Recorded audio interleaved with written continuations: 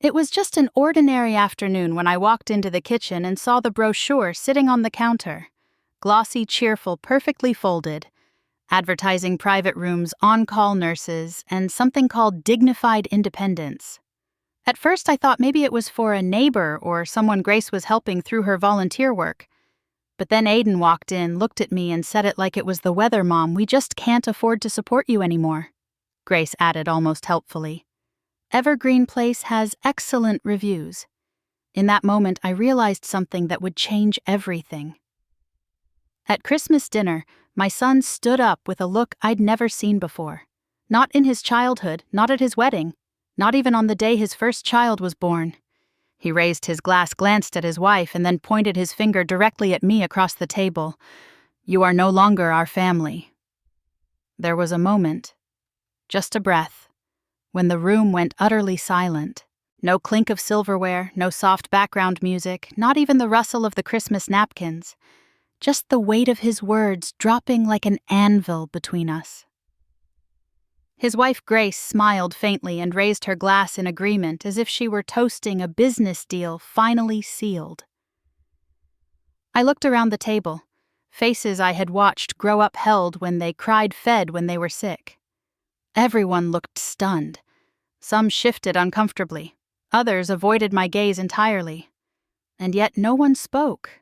No one came to my defense. Not even the grandchildren. I should have cried. I should have shouted. I should have walked out. But instead I smiled. Not because I was fine, and certainly not because I agreed, but because in that moment I knew something none of them did. I had come prepared. But before I unfold what happened next, you need to understand how we got here. Because stories like this don't begin at a Christmas table. They begin slowly, quietly, over years of silent sacrifices and unnoticed love. Still, let me bring you back to that night. Just for a moment longer. The dining room was filled with soft golden light, a roast ham at the center. Candles flickering garland wrapped around the windows. Every detail was perfect, down to the polished silverware and the cinnamon scent from the kitchen. And yet the air was colder than any snowstorm outside. Aiden's voice still echoed in my mind, not because of the words, but because of how easy they came to him. As if this had been rehearsed. As if he'd been waiting for just the right moment to declare it. You are no longer our family. For a second, my heart tried to make excuses for him. Maybe he was stressed. Maybe Grace had convinced him this was the only way. Maybe he didn't mean it. But deep down I knew better. That kind of sentence doesn't just slip out. That was a line drawn in the sand. I noticed the subtle relief in Grace's face, the kind people wear when a difficult task has finally been checked off their list. I remembered how she used to say things like, "It's hard having an extra adult in the house," or "Maybe it's time for your mom to have her own space." Words I had brushed aside, pretending they came from concern. But now, under the soft twinkle of holiday lights, her message was clear. I was no longer useful. I was no longer wanted. Still, I didn't react. I didn't cry. I didn't give them the satisfaction of seeing me break. Instead, I took a sip of water, straightened my napkin, and looked at the ham Aiden was carving so confidently, like nothing had just happened. What they didn't know was that I'd already seen this moment coming. Not the exact words, perhaps, but the drift. The distance. The polite coldness that had grown sharper in recent months. The way Grace had started sending messages through Aiden instead of speaking to me directly. The way my room in their home had become more of a storage space than a sanctuary. And so I prepared. Not out of spite, but out of survival. Not to punish them, but to protect myself. This story, my story, isn't about revenge. It's about clarity. It's about what happens when a woman who's spent her life giving finally realizes that love without respect isn't love at all. That night, as I sat at their table, surrounded by people who used to call me Mom, Aunt Linda, or simply family, I knew I was no longer afraid. Their rejection didn't crush me. It confirmed what I had already begun to accept. I had spent 30 years pouring my heart, time, and money into this family. Raising Aiden alone after his father passed, working 2 jobs, skipping vacations, and saying yes to every need, every emergency. I gave without keeping score, believing that love meant not counting. But that night I finally saw the truth. I had been investing in people who saw me as a balance sheet, not a mother. I didn't argue with Aiden. I didn't demand explanations or apologies. I didn't ask Grace why she looked so pleased. I simply smiled and whispered in my mind, "You've made your choice. Now I'll make mine." There was still dessert to come. There was still laughter to be forced. There were still presents under the tree with tags that said, "To Grandma," that now felt like cruel jokes. But I had no intention of breaking their illusion just yet, because the truth has its own timing. And my response, it wouldn't come with shouting. It would come with papers, signatures, facts, and choices they never imagined I had the strength to make. That was the last Christmas I spent at that table. But it was also the first time in decades that I saw things as they really were. And once you see clearly, you can't go back. So yes, my son told me I was no longer part of the family. And yes, I smiled, because I knew the real story was only just beginning. People often say that motherhood is the ultimate act of love, the kind that doesn't keep score. For the longest time, I believed that wholeheartedly. Especially when you're raising a child on your own, you learn to live in the moment, putting one foot in front of the other, doing what needs to be done, not because anyone is watching, but because it's what love does. I became a single mother when Aiden was just 8 years old. My husband passed suddenly. An accident on a highway during a rainy night that left no time for goodbyes. I didn't have time to grieve the way I wanted to. There were funeral costs, mortgage payments, and most importantly, a little boy with big eyes who had just lost his father. I had to become both parents overnight. I took on 2 jobs. By day, I worked as a receptionist at a local dentist's office. In the evenings, I cleaned offices downtown.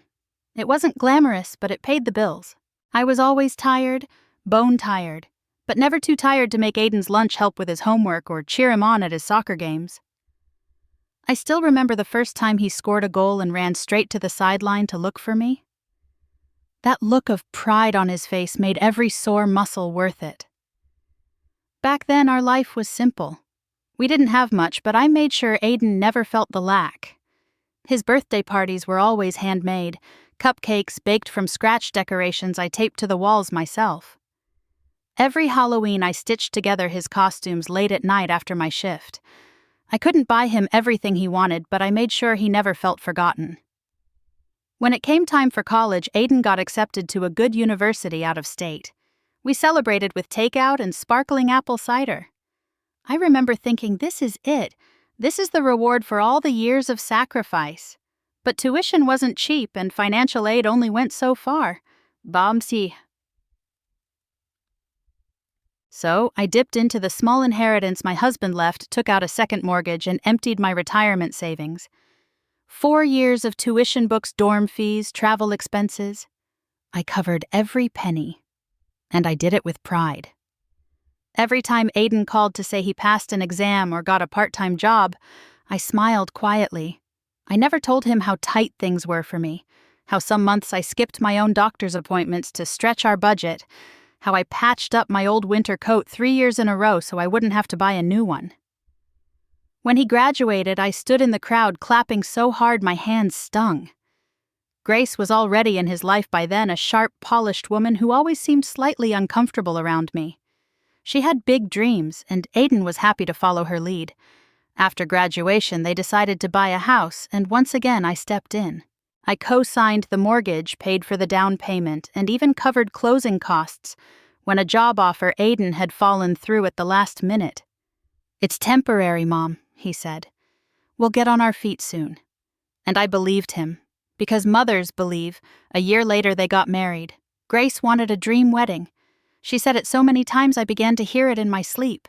It has to be perfect. I've waited my whole life for this. We only get married once. I nodded and smiled and wrote the checks. Venue deposit, catering, photography, floral arrangements. It added up faster than I imagined. But when I saw Aiden waiting at the altar looking nervous and proud, I told myself it was all worth it. For a while, things were good. They invited me over, often asked for advice, let me babysit their dog when they went on weekend trips. Grace even called me Mom once in a text message. I saved it. It felt like maybe, just maybe, I was part of their world now.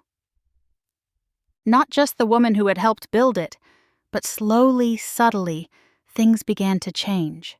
The invitations grew fewer. Conversations shifted from warmth to obligation. Grace's tone became more clipped, more formal. Aiden stopped calling just to chat. I became the one always reaching out, always asking if they needed anything. When they bought their second car, a sleek black BMW, I wasn't consulted. I found out through a photo they posted online. When they redecorated their living room with expensive furniture, I was told only because they needed help moving boxes. And when I offered to pitch in for their upcoming baby shower, Grace replied, "It's okay, we've got it covered." That sentence carried more weight than she realized. I didn't need to be involved in every detail of their life, but I began to notice that I was no longer seen as family. Just support. Just someone in the background, reliable and quiet. The calls I used to get out of love were now replaced with messages when bills needed covering or emergencies arose. Still, I said yes. Not because I was weak, but because that's what mothers do. We hope. We give one more time, believing it'll be the last time they need us. Believing maybe this time they'll see. But the truth was harder. Somewhere along the line, my giving had become invisible. My sacrifices were no longer seen as love. They were seen as expected, as owed. And the more I gave, the more I disappeared. I didn't want recognition. I never needed parades, but I longed, quietly, for gratitude, for acknowledgement, for a moment where my son might say, "I see what you did for me, Mom." Thank you. That moment never came. What did come was a cold December evening when my phone buzzed with a group message from Grace. "Holiday dinner is at our place. 6 p.m. sharp. Dress code formal. No warmth, no invitation, just a command." I put on my best dress that night. Not because I wanted to impress anyone, but because I needed to feel like myself again. Like the woman who had held her world together with threadbare hands and unwavering resolve. The woman who had given everything and was finally ready to take it back. They thought they were prepared for Christmas, but so was I. It was a Thursday afternoon when I saw the brochure on the kitchen counter. I had just come in from watering the backyard plants, wiping my hands on a towel, when I noticed the glossy paper next to the fruit bowl. It was neatly placed, not hidden, not carelessly left out. Its title read, "Evergreen Place, where every day feels like home." The photo on the cover showed a smiling elderly woman seated in a wheelchair being pushed by a nurse in scrubs. My stomach turned before I even opened it. At first, I thought maybe Grace had picked it up for one of her clients. She occasionally helped out at a local nonprofit that organized resources for the elderly. But there was a yellow sticky note on the top of the page that made my heart drop. Available for move-in, December 1st. Clean, well-rated, good value. No signature, no explanation, just quiet finality. I stood there, unmoving the brochure still in my hands. Aiden walked in moments later, casual as always, holding a mug of coffee like it was just any other day. He saw me holding it and paused. Not startled, not guilty, just paused. Then he set the mug down and leaned against the counter. "We were going to talk to you about that," he said. I asked, though I already knew. Grace stepped into the room as if on cue, folding her arms across her chest, a practiced sort of calm in her eyes. "Mom," she began, "we've been thinking a lot about what's best for everyone." I looked from her to Aiden, still holding the brochure as if it were a foreign object. "Is this what you think is best?" Aiden sighed, rubbing the back of his neck. "Mom, you haven't been working. You've said yourself the job market's tough, and honestly, we're stretched pretty thin. The mortgage, the kids' our own retirement. We just can't keep carrying everything." I stared at my son. Carrying everything. Had he really said that? Grace jumped in quickly. Her voice polite but clipped. Evergreen Place is very well reviewed. Private rooms, on-call nurses. They even have game nights and craft classes. You wouldn't be alone. And who I asked slowly decided I needed to be somewhere like this. We've talked about it a lot, Aiden said. It's not that we don't care. It's getting hard to manage everything. And this way you'd be in a place that's equipped to support you. We're doing this out of love, not punishment. Love. That word tasted bitter. Grace reached for her phone and tapped the screen. We've even scheduled a virtual tour next week. The director said you could be placed quickly, especially since we'd be covering part of the cost. Tease. I set the brochure down on the counter, careful not to crumple it. My fingers trembled just slightly, but I kept my voice even. So you've made the decision.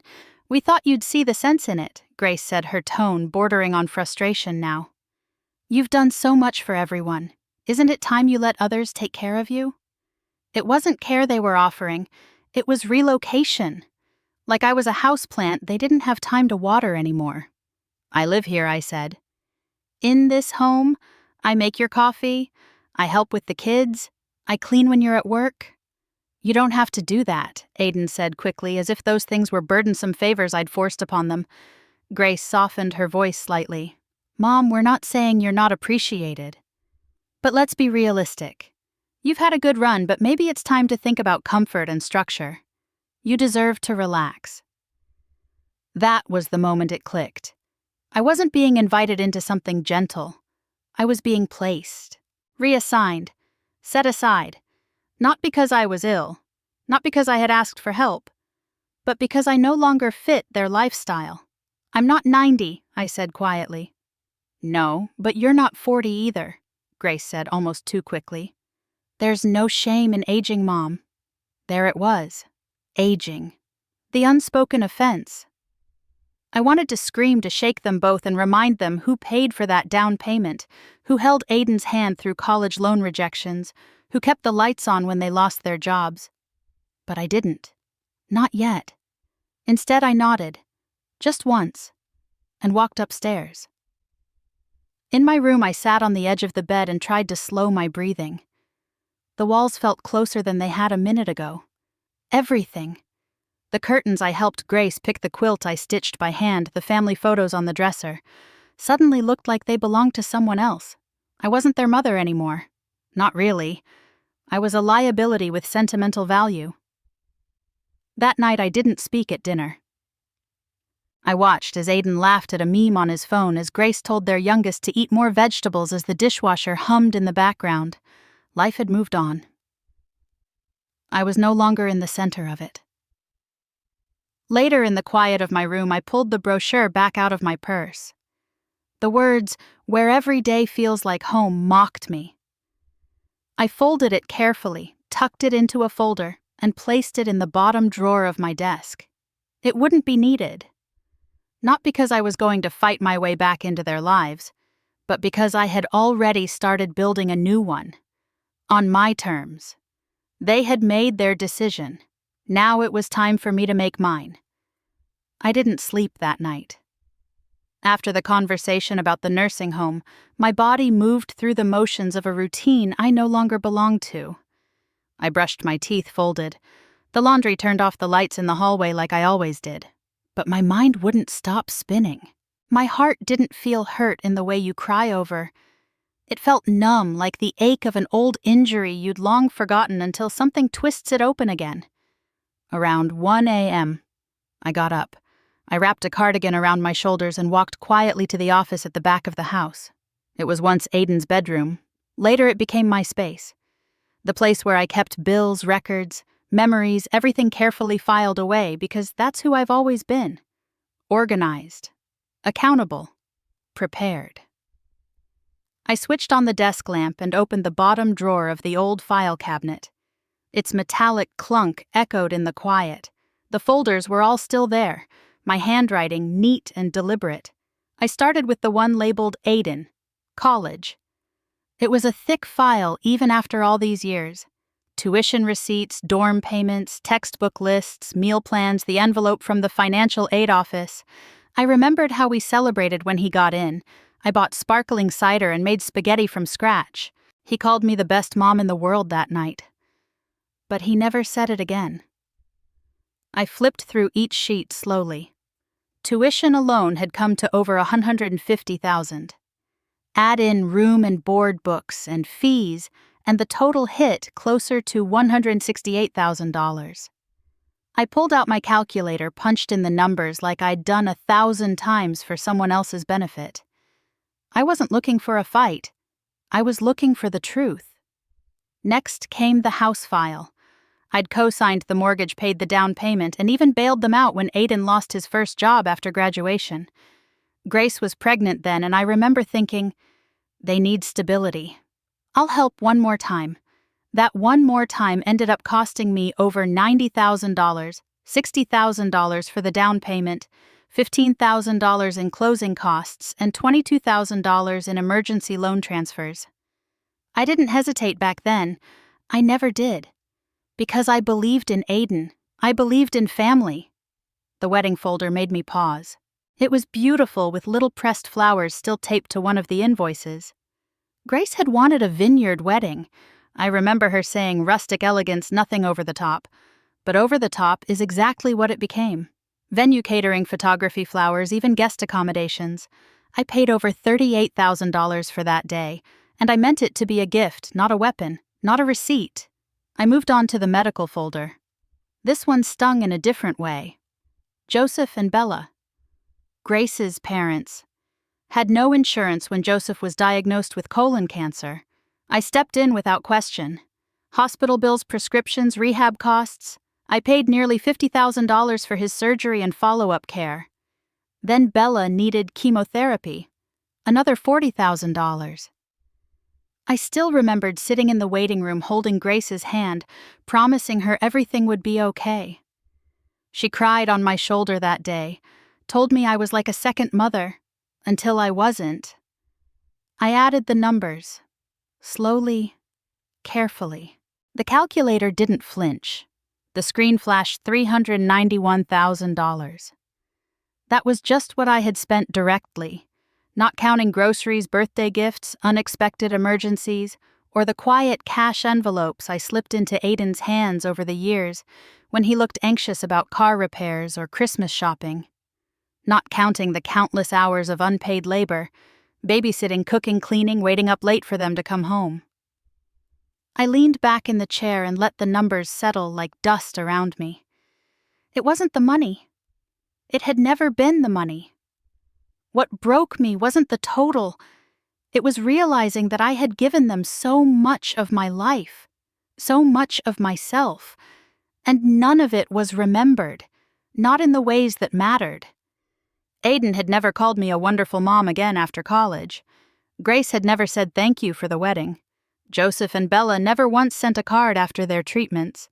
There was no scrapbook of appreciation, no stories retold with affection, just expectations met and quietly forgotten. And now I was a burden. They were planning to move me out of the home I helped build, so they could have more space, more peace, more convenience. I didn't cry. I didn't rage. I sat quietly with the truth. The world tells women like me that we should give without expecting anything back. That sacrifice is its own reward. And for a long time I believed that. But what no one says is that unchecked giving turns into invisibility. That a lifetime of putting others first teaches them that you should always come last. I closed the folders not with anger, but with clarity. I wasn't going to demand what couldn't be given from the heart. I wasn't going to shout into a room that had already decided to tune me out. I was done giving explanations. But I wasn't done standing up. For myself, for my worth, for the version of love that includes respect. This wasn't revenge.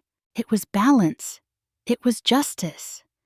And I had the receipts to prove it. I didn't know exactly what I was looking for that morning, but I knew who I needed to call.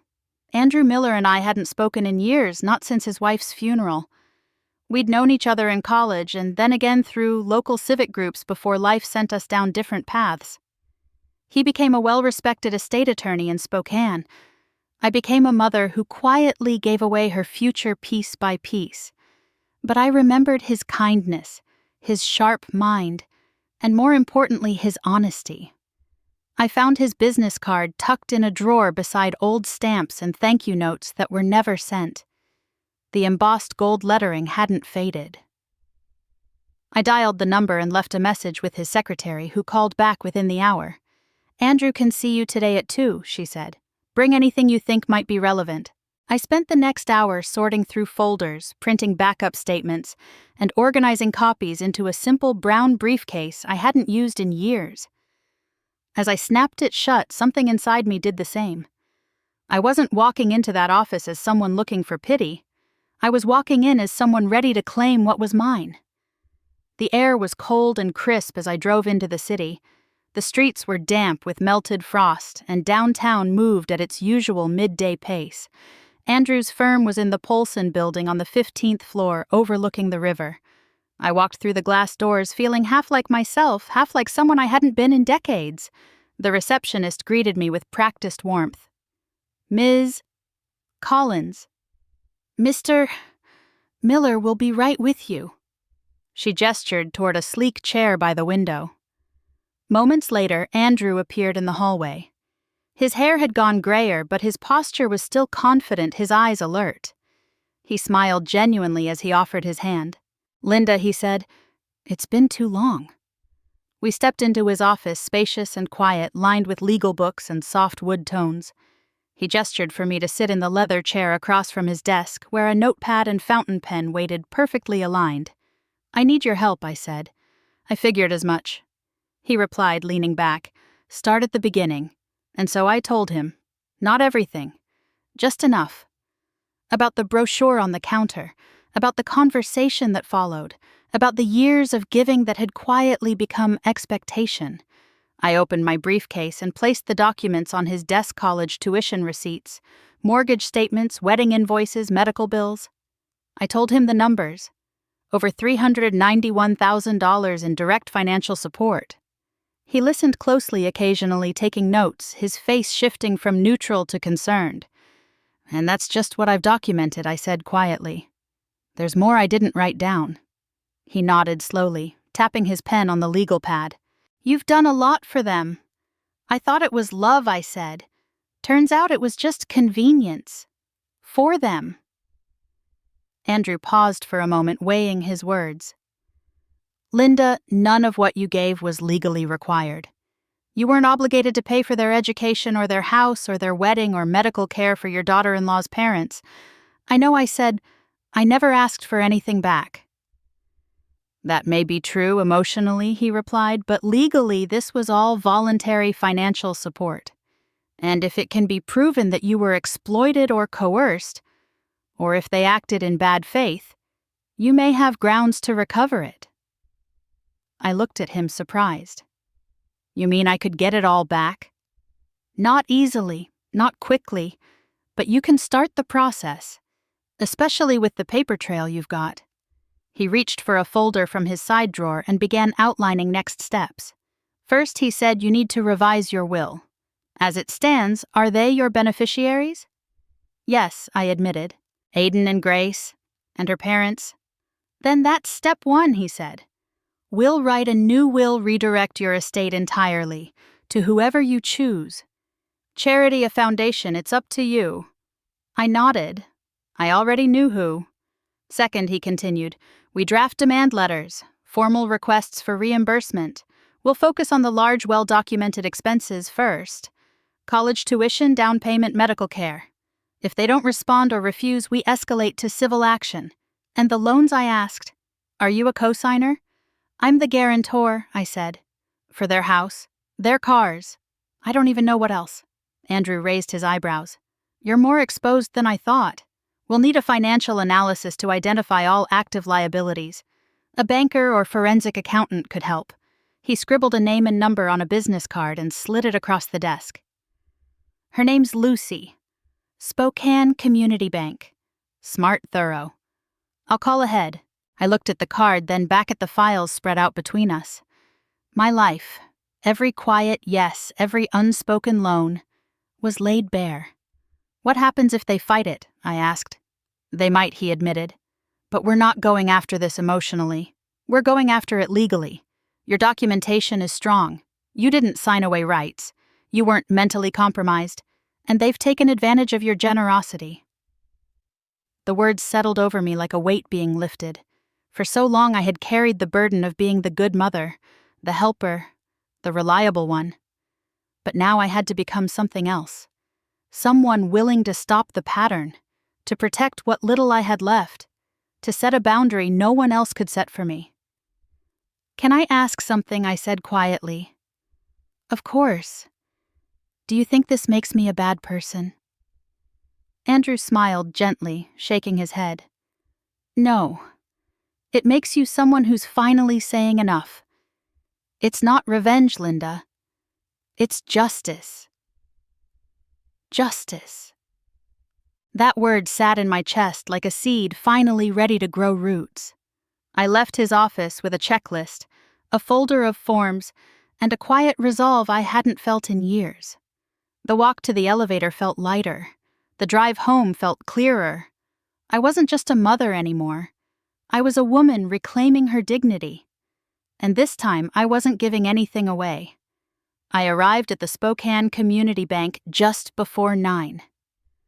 The morning air was cold enough to sting, but I barely felt it. My mind was focused sharp. I clutched my folder tightly as I walked into the building where I'd opened my first account 30 years ago. Back then it was for Aiden's college fund. I'd made weekly deposits even if it was just $20. Little by little I had built that account from scraps and sacrifice. Now I was here for something entirely different. Lucy greeted me in the lobby just as Andrew had promised she would. Her smile was warm, and she looked familiar. Sharp in a navy blazer with a kindness that didn't feel forced. "Mrs. Collins, I'm Lucy. Andrew told me to expect you. Come on back." Her office was tidy and bright, overlooking the street outside where pedestrians rushed along, unaware that my life was about to be held up to the light. "Before we begin," she said as I settled into the chair across from her desk, "I want to assure you that anything we discuss stays here. You have full confidentiality. My goal is to help you understand your exposure and your options." I nodded, grateful for her directness. "What can I help you with today?" "I need to know exactly what I've co-signed," I said. "Anything I'm financially responsible for? Loans, credit lines, mortgages. I want to see it all." She tapped quickly on her keyboard, logging into the bank's secured system. "We'll start with the most recent active agreements and work backward. I'll flag anything where your name appears as a guarantor." The silence between us stretched as her screen filled with data. My heart began to race. I wasn't even sure what I hoped to see. Part of me still wanted to believe it wasn't as bad as I feared, that Aiden had handled things responsibly, that Grace hadn't maxed out another line of credit, but deep down I already knew the truth. I'd known it for a while. I just hadn't wanted to look directly at it.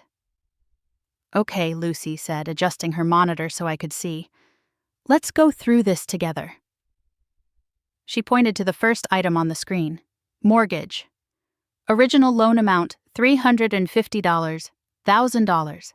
Current balance, $283,000. You are listed as the primary guarantor. I nodded slowly, the number heavy in my chest. I remembered the day they bought the house. Grace had cried tears of joy over the modern kitchen, the open floor plan, the walk-in closet she'd always wanted. They'd promised to handle it all. I'd only agreed to sign because the loan officer said my name would just give it a boost. Lucy clicked to the next item. There's a home equity line of credit tied to the same property. Original limit $60,000. Current balance $59,775. I blinked. They took out an additional $60,000. Yes. And according to the system, the last transaction was 6 days ago. I didn't ask what they had spent it on. I didn't need to. I remembered the new patio furniture being delivered last week, the outdoor kitchen installation that seemed so extravagant for November weather. Next, Lucy pulled up an auto loan. This one's for a 2021 BMW X5. Loan amount $58,000. Current balance $47,200. Again, you're the guarantor. I remembered signing for that one too. Aiden had just gotten a new job. They said it was a celebration. Grace insisted he deserved to drive something that matched his title. I didn't argue then. I just signed. There's also a second vehicle, Lucy continued. A 2020 Mercedes GLC. Loan amount $36,000. Balance $24,300. Same guarantor. I closed my eyes briefly. That was Grace's car. She called it her dream vehicle. I remembered her showing it off in the driveway, how she joked that she'd name it Bella after her mother. Lucy gave me a moment before moving on. There's one more item. A revolving personal line of credit under Grace's name. Limit $25,000. Current balance $24,800. She maxed it out, I asked. Yes. Over the last 18 months. Only minimum payments have been made. She paused, hands folded neatly over her keyboard. Mrs. Collins, would you like me to total your current exposure? I nodded. She typed quickly, adding up the figures I already feared. Mortgage $283,000. Home equity line $60,000. BMW $47,200. Mercedes $24,300. Personal credit line $24,800. She turned the screen toward me. Total $439,300. I sat very still, the air around me suddenly too quiet. My eyes fixed on the number as if it were a stranger staring back. How is that possible? I whispered. How can I be responsible for almost $500,000? Because you guaranteed it, Lucy said gently. Legally, you're on the hook if they default. And right now, several of these accounts are showing signs of stress. Missed payments, high utilization. It's a precarious situation. I swallowed hard, fighting the mix of shame and disbelief crawling up my throat. They told me I was a burden, I said quietly. They're living in that house, driving those cars, and buying God knows what with money they wouldn't even have access to without me. And now I'm the burden. Lucy didn't interrupt. She let the silence speak for itself. I looked up. What are my options? There are a few, she said. You can request to be removed as guarantor, but that would require the primary borrowers to refinance or find another co-signer, which, given their financial behavior, might be difficult. And if they default? You're liable, she said, immediately, for the full amount plus fees and interest. The bank will come to you. My hands were cold, not from fear, but from clarity. What if I want to accelerate repayment, I asked. Call the debt now. That's possible, she said. If the agreement allows for the guarantor to trigger acceleration, and some of these do, it would force them to repay the full balance immediately, and if they can't, repossession, foreclosure, account closure, legal action if necessary. I stared at the total again. $439,300. They said I had no value left, that I couldn't contribute anymore. But clearly I was still holding up the roof over their heads, the cars in their driveway, and the credit line that kept their luxury lifestyle spinning. It wasn't love they'd been living off, it was my signature. Lucy printed copies of all the loan summaries and placed them into a folder with my name on it. She handed it to me gently as though it were fragile. Take this to your attorney, she said. You have more leverage than you think.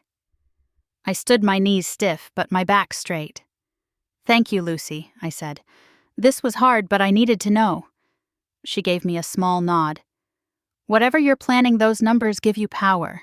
I walked out into the sharp air of morning, the folder pressed to my chest. I had come in unsure. I left with facts, and facts I realized are stronger than apologies. They had taken my generosity and built their world upon it. Now it was time to show them what that world looked like without me holding it up. Hiring a private investigator was never something I imagined myself doing. It felt like something out of a movie, not the life of a woman who spent the last 3 decades writing birthday checks and packing school lunches. But the truth is, when someone takes advantage of your trust, when they twist your love into leverage, you stop caring about what feels strange. You start caring about what's real. Andrew had given me a name, Ryan Brooks, former Spokane police detective, now a licensed private investigator. Discreet, methodical, and legally sound, he had said. If you want proof, this is the guy. I called Ryan the same afternoon I left Lucy's office. His assistant scheduled me for the next morning. The moment I walked into his office, I knew I was in the right place. It was small, neat, professional, no glamour, no drama, just clean lines and quiet order.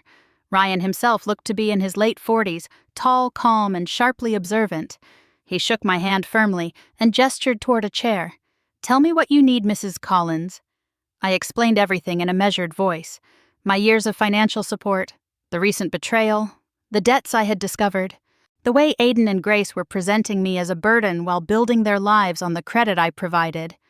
"I don't want to spy out of spite," I told him, "but I need evidence, not gossip, not guesses, documents, photos, proof that they're not broke, that their cries of financial hardship are a mask."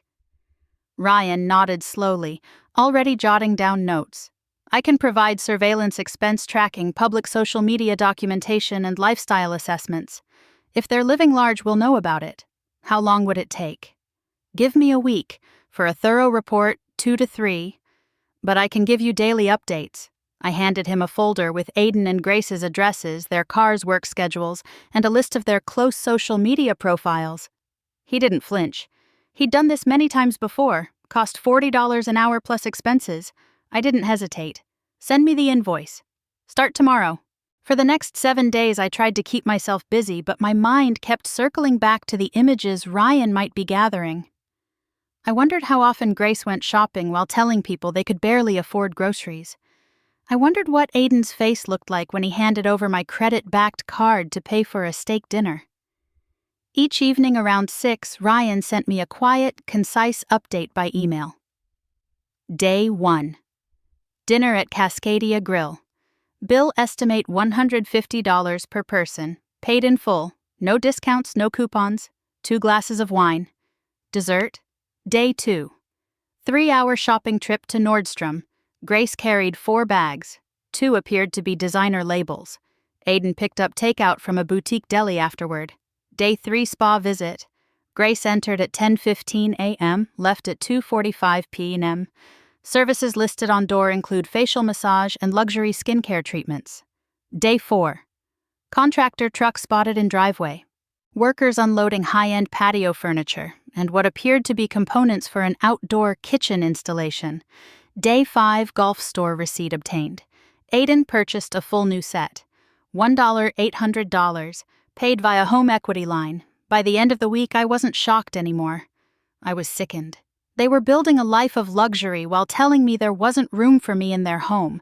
They were dining on seared duck breast and sipping imported wine while leaving me out of family dinners. They were installing a $12,000 outdoor kitchen in November when we'd barely had time to finish Thanksgiving leftovers. And every last purchase was underpinned by money I had guaranteed, loans I had enabled, my name, my responsibility, my risk. On Sunday, Ryan called. "I've compiled a full report. Receipts, photographs, documentation. It's ready when you are." I didn't wait. I drove to his office that afternoon. He handed me a thick folder and a flash drive. Everything was labeled, time-stamped, and neatly organized. "Mrs. Collins," he said, his voice level. "This is the kind of material that stands up in court. If you're taking legal action, this is gold." I opened the folder, staring down at photos of Grace, smiling in her new spa robe. Aiden loading golf clubs into the trunk of his BMW, a crisp invoice showing $300 for a seafood tasting menu. The irony wasn't lost on me. I had eaten reheated soup that same night. "You're sure these were paid for through the accounts I'm tied to?" I asked quietly. "Absolutely." I matched receipts to transaction dates, cross-referenced with bank data from Lucy. "They're living off credit, and that credit is yours." I nodded. "Then it's time." Time for what? To stop apologizing for their choices. I took the folder home, laid it across my dining table, and looked at it for a long time. This wasn't about getting even. It wasn't even about making them hurt. It was about facing the truth. For the first time in my life, I had evidence, not just instinct. I had facts, not feelings. They had declared me irrelevant, but it turned out I was still underwriting every part of their life. Their silence, their comfort, their indulgences, and I was done. The next morning I called Andrew and said only 5 words: "I'm ready to move forward." He didn't need to ask what I meant. Because once you see the truth in photos and paper, once you witness the quiet theft of your trust turned into spa days and wine lists, you stop doubting your instincts. And you start preparing your case. Let them enjoy their outdoor kitchen while they could. Soon they'd be cooking up excuses instead. The appointment with Patricia Henderson was set for 3 o'clock on a crisp Thursday afternoon. I had everything packed in my leather portfolio: the surveillance reports from Ryan, the banking summaries from Lucy, and the estate notes Andrew had helped prepare. I had rehearsed my words, though I knew most of them wouldn't be needed. What I was doing wasn't about explanations, it was about making things official. Patricia's office was on the first floor of the Courthouse Plaza building. She had been a notary and estate documentation specialist in Spokane for over 20 years. Her reputation was one of precision, discretion, and quiet strength. I needed someone exactly like her. "Mrs. Collins," she said warmly as I entered. "Come in. I understand you're looking to update your estate documents and issue some legal notices."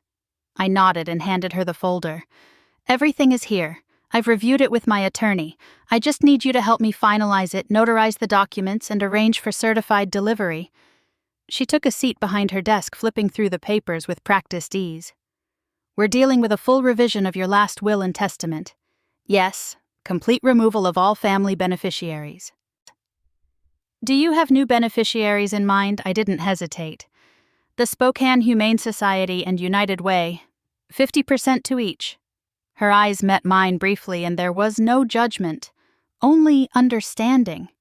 "You're certain, I'm sure." We spent the next hour preparing the documents. Patricia worked with quiet efficiency, her fingers dancing across the keyboard, adjusting legal phrasing, checking cross-references. I watched her format the will line by line. Under the original version, Aiden and Grace had been set to inherit everything, along with Joseph and Bella Grace's parents. But with every click of Patricia's mouse, their names disappeared from my legacy. Instead, the final document stated clearly that my estate, home equity, retirement savings, personal belongings, and investment accounts would be split between 2 organizations that helped people and animals in real need. I knew they wouldn't waste the gift or turn their backs on the one who gave it. Patricia printed the documents and set them in front of me. "Let's review the debt notices next," she said. These were the formal demand letters, legal requests for repayment of every loan I had guaranteed on Aiden and Grace's behalf. The mortgage, the home equity line, the 2 car loans, the personal credit line. Each letter listed the amount owed and gave a 30-day deadline to pay in full. The total sum came to $410,000. "Do you want these delivered personally or by certified mail?" Patricia asked. "Certified mail. With delivery confirmation?" She nodded. "And to the bank as well?"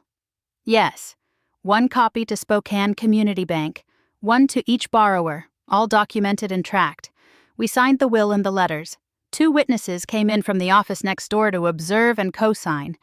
Then Patricia pressed her seal into each page, one after another, official and final. The sound of the stamp was steady and satisfying, like punctuation to a long overdue sentence. When it was done, she placed everything in an envelope for my records. "You've protected yourself well, Mrs. Collins," she said as she handed it to me. "And you've done so with grace." "Thank you," I said. "That's the only kind of grace I want in my life now." By the time I got home, the sun was beginning to fade. I set the envelope on the table, poured myself a cup of tea, and exhaled deeply. For the first time in weeks, I felt like I could finally breathe. The next day, the letters went out, certified, confirmed, and legally binding. I knew it wouldn't take long. Sure enough, by late afternoon, my phone lit up with a call from Aiden. I didn't answer. A few minutes later, another call. This time from Grace. Then a text. Mom, we got some kind of notice. Is this a mistake? Followed by another. This can't be real. Please call us. Then Aiden again. Mom, what's going on? Why would you do this? We need to talk. I put the phone down and stepped away. Over the next 2 hours, the messages kept coming. Texts, missed calls, even a voicemail from Joseph, his voice suddenly kind, pleading. Linda, sweetheart. I'm sure this can be worked out. Let's not do anything drastic. I said nothing.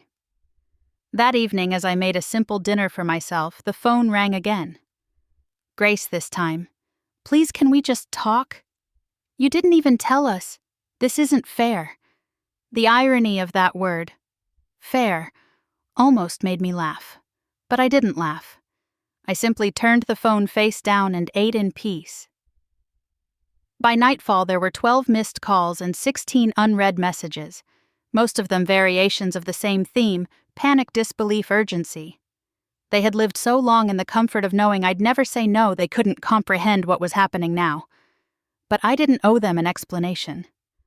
I had spent 30 years giving freely, without conditions, without demands, and what I received in return was indifference, dismissal, betrayal. So no, I didn't reply. Not when Aiden called again at midnight, not when Grace texted me the next morning, not even when Bella sent me a long message about forgiveness and family. They had made it clear that I no longer belonged. Now they would see what it meant to live without the foundation I had quietly provided all along. I wasn't trying to destroy them, but I had finally chosen to stop being the one they could take for granted, and that I decided was not cruelty, it was self-respect. Christmas Eve came with a quiet snowfall that softened the world outside my window. I watched it fall for a long time before getting dressed. The outfit I chose was simple. An emerald green sweater and black slacks, comfortable but elegant. I took my time with my hair, added a touch of lipstick, and packed my leather portfolio with the same calm you might reserve for preparing a gift. By the time I pulled into Aiden and Grace's driveway, the sky had already dimmed to dusky blue. Their house sparkled with string lights and glowing reindeer on the lawn. From the outside, it looked like the picture of a happy holiday. But I knew better. When Grace opened the door, her smile was tight, too bright, too practiced. Mom, she said, using the word like a prop, we're so glad you could make it. Inside, the house buzzed with the sounds of conversation and silverware clinking against china. The dining table was set beautifully. White candles, a roast ham in the center, festive napkins folded just so. Jenny and her husband Mark were already seated along with Joseph and Bella. Everyone greeted me with warm, if slightly confused, smiles. Linda Bella said, rising to give me a polite hug, "It's so nice to have the whole family together." I nodded, saying little, and placed my portfolio carefully beside my chair. Aiden stood at the head of the table, carving the ham with a grin that didn't reach his eyes. "This means a lot, Mom. You being here. We've all been through a lot these past few weeks, haven't we?" I looked at him steadily. "We have." The meal began. Grace passed around the scalloped potatoes. Joseph made a few jokes about the weather. Jenny shared news about her new job. And I sat there listening, watching, letting them build the scene they wanted the rest of the family to believe in. Midway through dinner, Aiden set down his fork with an air of importance. "Everyone," he said, "we have something to share." Grace placed her hand on his arm, nodding solemnly. "We know things have been tense," he continued. "There have been misunderstandings, but we've chosen to forgive to move forward. Tonight we want to show that family is more important than anything." Grace dabbed the corner of her eye with a napkin. "We've decided that Mom will be staying with us. Not in a facility. Not alone. With us. Where she belongs." The table murmured approvingly. Bella gave a small supportive clap. Joseph nodded. Jenny smiled softly in my direction as if to say, "See, everything is fine now." But everything was not fine. I reached down and lifted my leather portfolio, setting it gently in front of me. The sound of the clasp opening was quiet, but somehow it silenced the room. "I'm glad you brought that up," I said. I removed 3 neatly labeled folders and laid them out on the table. "Since we're making announcements, I have a few of my own." Aiden's smile faltered. Grace stiffened beside him. "The first," I said, sliding the top folder toward the center, "is a copy of my updated will. As of 2 weeks ago, Aiden and Grace are no longer beneficiaries. Nor are Joseph or Bella. My entire estate will be donated to charity." Bella gasped. Joseph turned pale. "The second," I continued, "is a record of demand letters sent by certified mail. You received them 5 days ago. They outline the $410,000 in loans and credit lines I co-signed, all of which are now officially due. Immediate repayment required." Grace's mouth fell open. Aiden sat frozen, his hand still hovering above his wineglass. "And the third," I said, placing the last folder directly in front of them, "is a collection of photographic and financial evidence. Lavish dinners, spa treatments, golf equipment, and luxury furniture, all paid for with credit tied to my name, while you claimed you couldn't afford to care for me." Jenny leaned forward, picking up one of the photographs. "You were at Cascadia 3 times a week." "We can explain," Grace said quickly, her voice cracking. "It's not what it looks like." Joseph's face had turned a deep red. "Is this true?" he demanded, looking at Aiden. "You've been living off her credit." "She's blowing it out of proportion," Aiden said, his voice rising.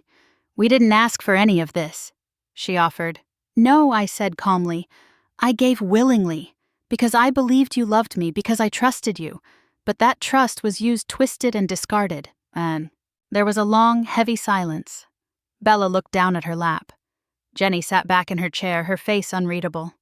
Even the grandchildren who had been playing nearby sensed the tension and went quiet. "I didn't want it to come to this," I said. "But when someone calls you a burden while enjoying the comforts you've paid for, it's time to draw a line." Grace reached out, desperation flickering in her voice.